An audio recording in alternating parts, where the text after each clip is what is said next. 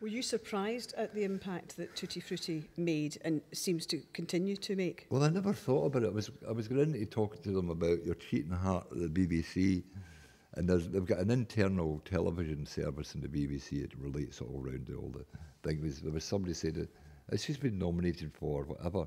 And it never occurred to me that it was going to be nominated for anything. Because I never thought about it. I didn't think, oh, it's not going to be nominated. Just, you know.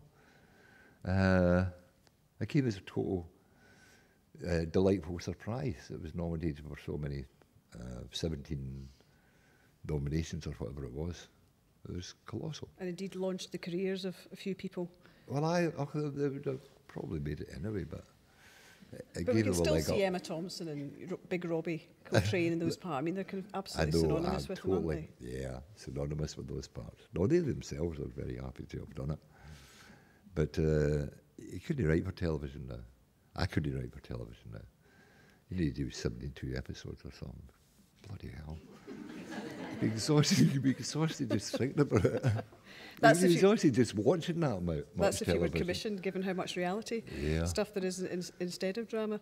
Yeah. But it's, we've talked about the visual side of your life and the writing, but music does. Talking about Tutti Frutti, of course, you've got to talk about music in those early days and going to see the Skiffle Band and That's Johnny right, Beattie. aye. Is music another major love in your life? Well, then? actually, I suppose it is, but I've never thought about it because it was such a part of our lives anyway, because you listen to, when you were growing up, 14, 15, you listened to Radio Luxembourg, and then there was a top 20 on a Sunday night, so you stayed up to listen to that.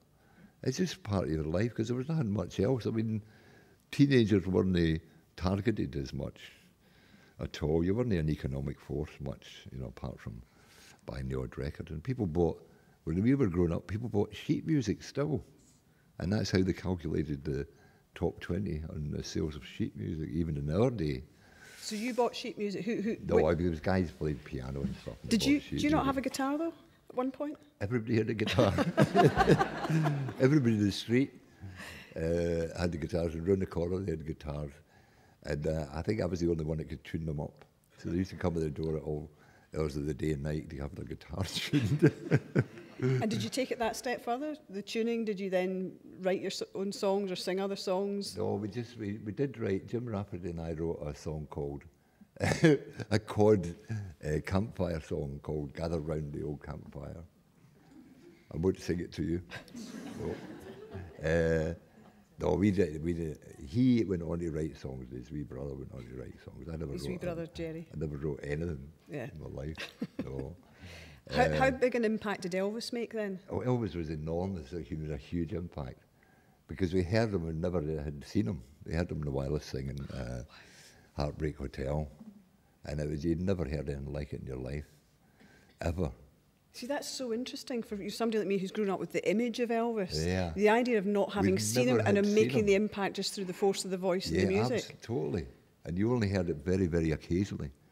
They didn't play it all the time because there were no pop stations. Radio Luxembourg was the nearest thing you got to a station playing popular music. So you only very occasionally heard it. But it made your hair stand on end. And we had never seen him. And then he was in Love Me Tender. We all went to see Love Me Tender, playing a cowboy. But it was really still, there's nobody to touch him. Yeah. Yeah.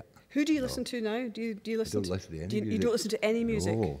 Why not? No, I was given the Leuven Brothers by Morag Days, and she gave me another CD which I've listened to. Who are guys from Alabama, two brothers, Ira and Charlie Leuven, and they play and sing. And you like them? I love them. And why do you not generally listen to music? Because you don't like I it? can't be bothered. It's not that I listen to the wireless. If I'm painting, I listen to the wireless, but I listen to Radio 4. I used to listen to the World Service through the night. No, I couldn't sit down and listen to music. I play it, if I was in a car and I had it on a CD, but only occasionally. It wouldn't bother me. There's people who love music and play it all the time. And I love music and don't play it all the time. I'd rather have we have Radio 3 on all the time. And it's wonderful. Because you hear things you would never even imagine you would ever listen to. And that's just by having the opportunity, as opposed to just by chance. It's having the opportunity to hear wonderful things. Then you mentioned Jerry Rafferty, and he wrote the song Patrick, didn't he? He did. Going way back to the beginning, just when when you left as a star student, left Glasgow School of Art, and that was many years ago. Couldn't make a breakthrough with the London galleries, and then. God, no, I know. Yeah. I think what you did was totally gallus, because you came up with this, character of Patrick and submitted your own work, obviously, as his. And that led to your first exhibition. Yeah, it did. But in doing that, was that something? It's almost like doing that as a work of art in itself, or a work of fiction. But was it, or is it just going back to you being a Gallus Paisley boy? I'll do this my own way. Yeah, that was it. But later on, there were things like there were art movement. See, everyone is now an art movement. Yeah. Everyone's a movement, and everyone's art everyone's become so self-conscious. Football is an art, a major art. They should leave things well alone. I think let football be football, and God. So you mean if you'd done that now, it'd be seen as part of some kind of art movement? It probably would have been. I don't know what it would have been called. There would have been some name would have been found for it. We were just at the new contemporary show at the RSA, which is wonderful, by the way. You must go and see it. It's just great. And that's young people doing wonderful things. Shall we see if any of the young people in the audience want to ask you a question? Yes. I think we have the odd microphone, so if you want to ask a question, please put your hand up and we will direct a microphone to you. There's a lady there. Yep, if you just take the mic, thank you. Thank you.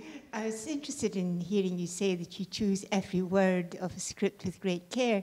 There are 2 mentions of Forfar in Act 3, and I wondered what that came. My parents came from there, but you don't often hear it mentioned. How did you come to write in Forfar?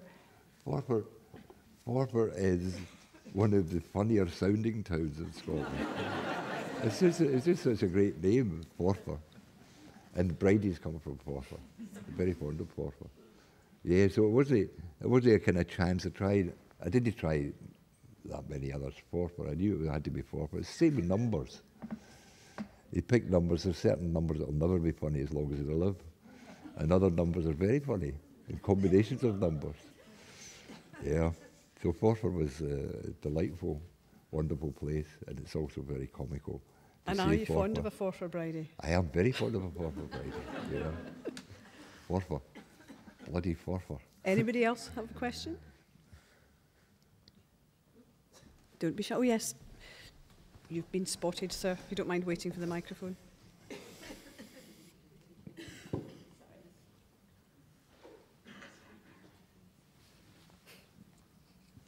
Sorry to create such a fuss, but I was very interested to hear you say that in the writing you knew how everybody spoke. And I wondered if, when it came to rehearsal, I didn't catch, are you free to input from the members of the cast or producer at all? Or do you like to have your own original interpretation? I have my own original interpretation at all times, yes. No fiddling with the words? No, what's the point? I mean, I'm not going to get up and act the bit out or show people how to act, you know. No, there was none of that anyway, just